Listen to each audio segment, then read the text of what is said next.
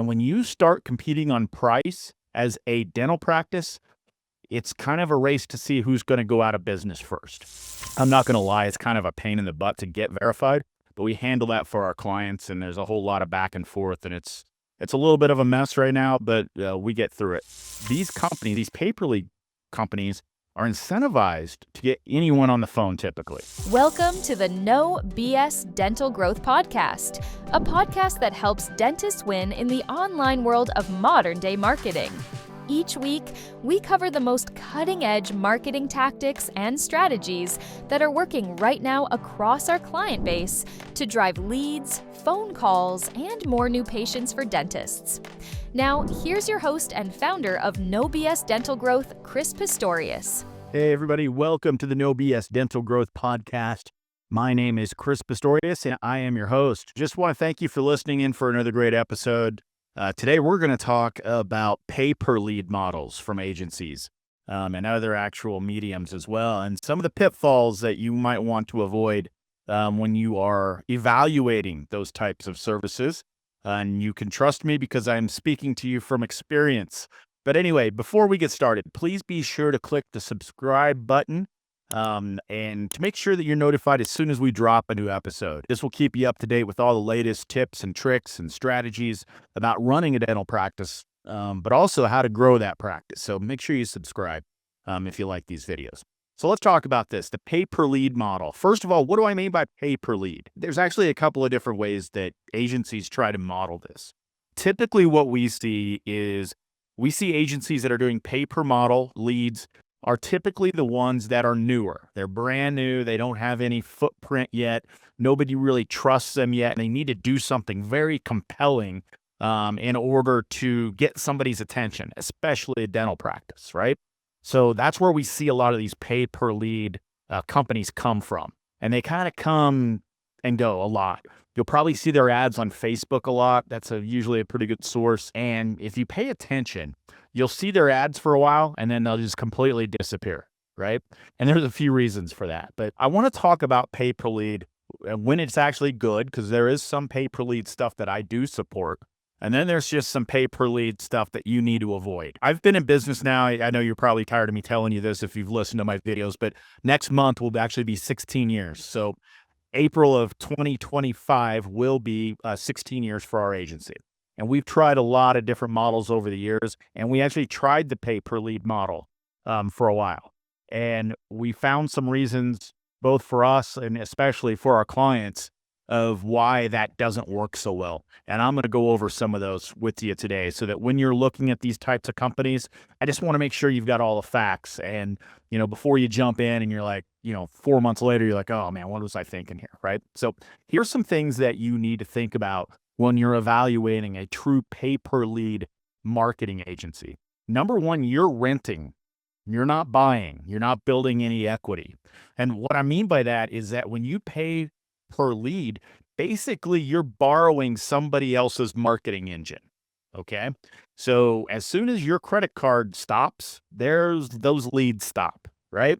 So you've got to keep paying this agency month over month over month, right?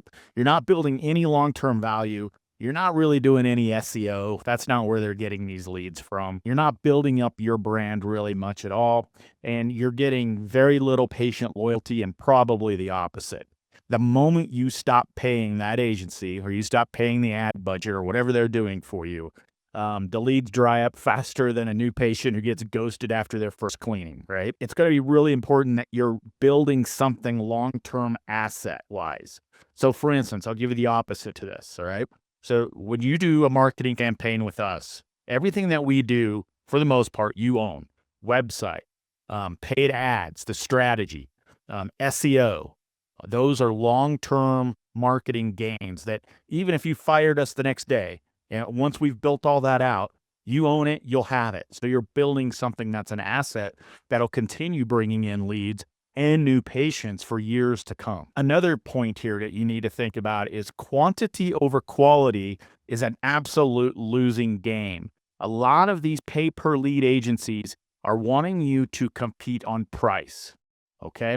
And when you start competing on price as a dental practice, it's kind of a race to see who's going to go out of business first. Okay. We turn down typically I shouldn't say agencies, clients that want to really do like the, super cheap $19 cleanings, just get all the patients we can get. That's really not our bread and butter. Okay. But most pay per lead companies, they care about hitting a number because they want to get paid, right? And they don't really care about the quality of the leads. They may tell you that they do. So let's say if you're a full implant dentist and that's all you want implant leads. They're going to say, oh, yeah, no problem, no problem. And then the leads are going to start coming in. Well, all of a sudden you have to take time, or somebody in your practice has to take time to ensure that all those leads are actual leads that you want and want to pay for. And then you get into this big back and forth over, is this a lead or is this not a lead? What's going on here? So you'll get a bunch of tire kickers with this. I call this like the Groupon campaigns. If you're not familiar with Groupon, I think everybody is. But, Groupon is a great concept. But what happened was it almost put a lot of businesses out of business because they didn't really know what they were getting into because they're offering, something free or something very cheap. And they were thinking, okay, well, I'll get all these patients in on this dirt cheap offer. They call it a lead loss thing in marketing. And then, I'll have patients and who cares if I have to lose money the first time that they're there, right? Well, that kind of makes sense. The problem is that Groupon people, they don't come back. They're not loyal. They're just going to the next Groupon deal, right? So if you think you're going to get a long-term, lifelong patient from a Groupon type offer or a pay per lead type campaign, a low quality patient, you're probably mistaken. You'll get a lot of just shopping around type people, coupon people, things like that. And guess what? You're still going to pay for those leads that come in. Even if you fight them, it's going to turn into a battle. You're going to wind up wasting a lot of time trying to figure out what is a lead, what's not.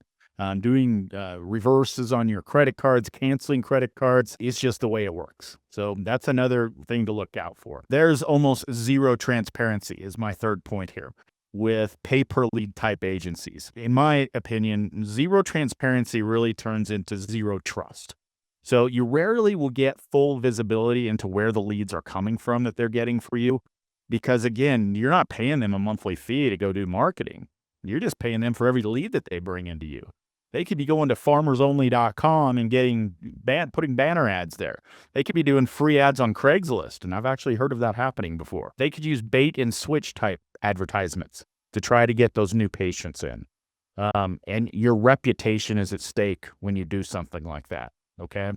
And you're probably thinking, oh, you're just extreme because you're owning a traditional agency that doesn't do pay-per-lead. We actually do some pay-per-lead. I'm going to talk about that in a second.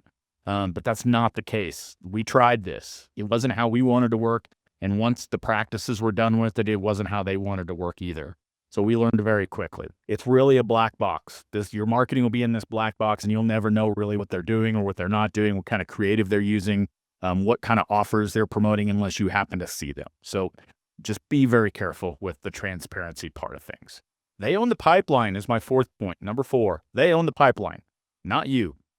So you don't control the landing pages that they're using typically, the ad accounts. So if they create a Facebook or a Google ad account or Nextdoor, for instance, where I've heard a lot of them are doing this, you don't own those ad accounts. So it can go back to the long-term strategy. Are you building a true asset? But it means you're handcuffed really because you can't optimize, you can't test, you don't know what's working, what's not, and you can't grow smarter from the results or the failures, right? So we use, for instance, here, we use a lot of our failed data, and we do have a lot, I'm just going to admit it, but we use that data to learn from, right? And we use AI to help us determine that, but so that we can fail, we'll fail, but we can fail fast. That's what we want to do because we are going to fail. Not everything's going to be candy canes and rainbows, right? As long as we fail fast, we believe that we can get better and our clients get better and our clients get full transparency into everything that's going on, the good and the bad. So that if they left us the next day, they'd still have all that data and they can learn from that as well. You're really permanently dependent on the middleman, kind of still in this same point number 4 of you don't own the pipeline.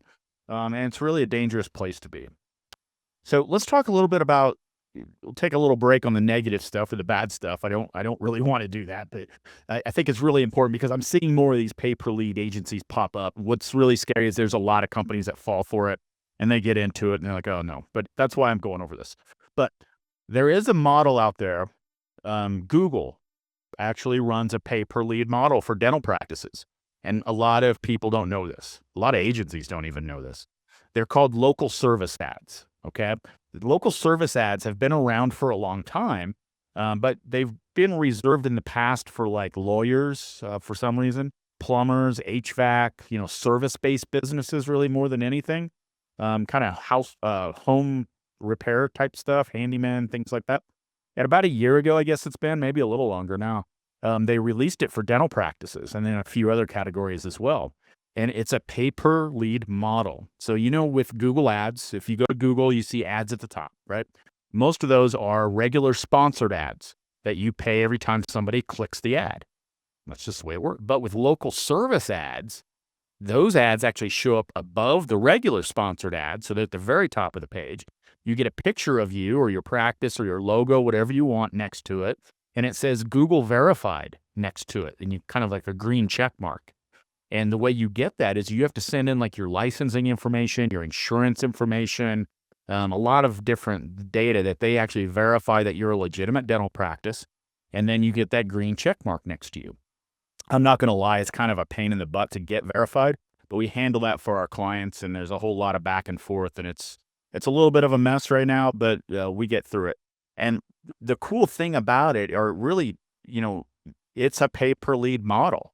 You actually only pay for leads if they pick up the phone and call you versus the regular Google ads where you click it or you pay for it every time somebody clicks the ad. So if it's an 8-year-old that accidentally clicks on your ad, you're paying 10 to 20 bucks. That's the way it is. With pay per lead, though, you're only paying for real leads that come in. And if they're not good leads, we can dispute those with Google, and they don't really give us much pushback, and we get our money back for that. That is right now the only pay-per-lead model that I trust and that I know to be valid because we're running a bunch of their campaigns and we're doing a lot of pay-per-lead with Google local service ads. And some of them are outperforming regular ads. Some in other markets aren't. We just sometimes have to test it and understand it. But that is a pay-per-lead model that I approve of only because I know that it works and we use it. So if you're going to go pay-per-lead, go with local service ads as a dental practice. Are you looking to grow your practice, but are a little unclear on what the best way is? Let us help you out. We have over 13 years of experience in helping practices just like yours increase new patient growth. Just go to kickstartdental.com and sign up for a free strategy session where we will give you some great insights on how to take your practice to the next level.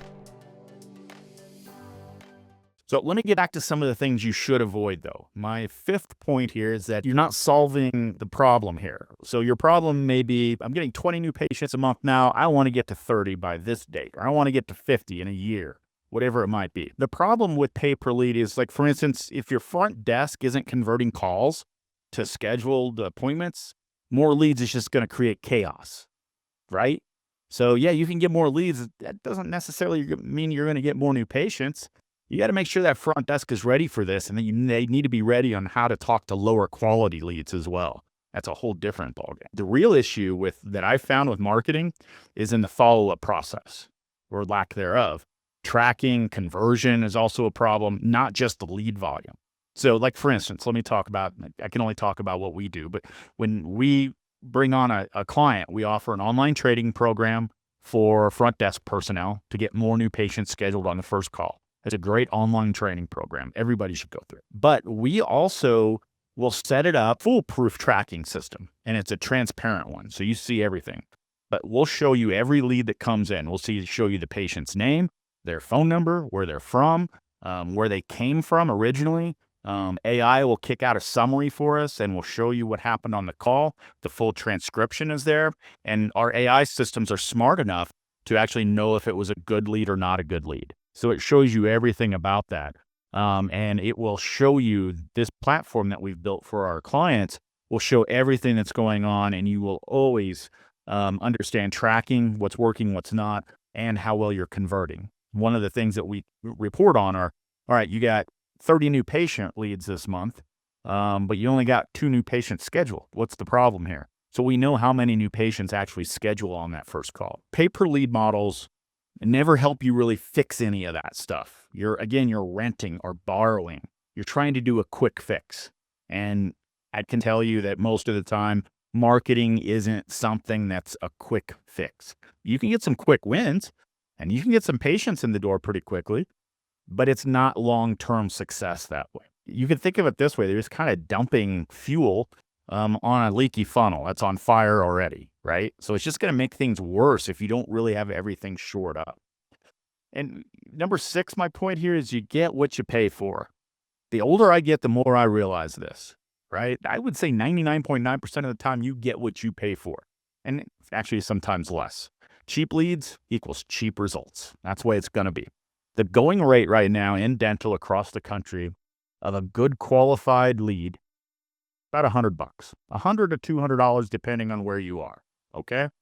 If somebody tells you they're going to get you leads for $5 or $6 or $12, it's not going to be quality. It just isn't. That's just the way it is. These companies, these pay-per lead companies are incentivized to get anyone on the phone typically. Now, they'll say that they're not. They're trying to go after high quality or whatever. But they're not going after your ideal patient. I doubt they'll even ask you who it is. Who is your ideal patient? We take the time to do that. And a lot of our docs don't know who their ideal patient is. So we have to help them kind of sift through their data to understand, this is your ideal patient or these are your ideal patients. So, it just goes back to what I said about Groupon really. Are you trying to grow a profitable long-term practice or are you trying to become kind of that neighborhood Groupon guy, And I think I know the answer to most of you dental practices, not all, and that's fine. If that's your model, cool, go do it. But a lot of the practices that we work with are a little bit higher quality, higher value, and they're just not looking for that type of clientele. Number 7, real marketing is an investment. It's not a slot machine. Okay. Sometimes I get calls from dentists that say, I'm doing 5 new patients a month now. I'd like to get to 75 new patients by this time next month. How can I do that? You can't. It's just not viable in that short amount of time. It's just, we set up real marketing campaigns that are going to pay off asset-wise for years to come. This isn't going to be a 30-day and all of a sudden you're rich type scheme. Those just do not exist. It's just not going to work that way. Pay per lead is very transactional. It's like pulling a lever, hoping you hit those 777s. It's really true. The smart practices, the ones that I've worked with that are, gone from one location to several, if that's what they want to do, or are really just kicking ass, are the ones that invest in long-term marketing strategies. They grow their brands. They build assets. They build trust. They become a local staple in their communities. That's just not done that quickly. And you're not just chasing the next patient, right? You're building a patient base when you do it that way. So hopefully that helps. Almost done here, but number 8, you lose control of your brand. We talked about this a little bit already. These companies will often run ads under their own names. That happens sometimes, not yours. And sometimes that's a good thing, but usually it's not. So you're not building your brand at all. Patients show up thinking that you're, bestdentaldeals.com or, they found you on a list somewhere, something like that. And they're not even sure what the name of your practice or your doctor or what your values are, what your culture is, what your specialties are. And it's just a branding nightmare. We've taken over marketing campaigns from these types of agencies, and we spend about the first 3 or 4 months just trying to fix their brand and their reputation.